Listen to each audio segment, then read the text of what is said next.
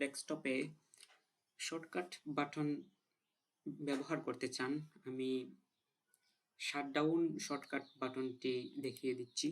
সেই ক্ষেত্রে right click করে নিউতে যাবেন, তারপর শর্টকাটে ক্লিক করবেন, তারপর লিখবেন shutdown space -s space -t space 0, তারপর নেক্সটে ক্লিক করবেন, তারপর ফিনিশে ক্লিক করবেন।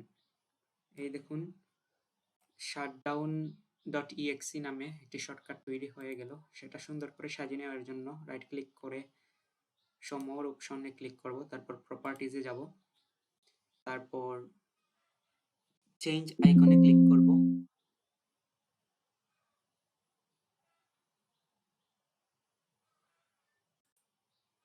তারপর যে কোনো একটা আইকন সিলেক্ট করে ওকেতে ক্লিক করব, তারপর অ্যাপ্লাই এ ক্লিক করব, তারপর ওকে।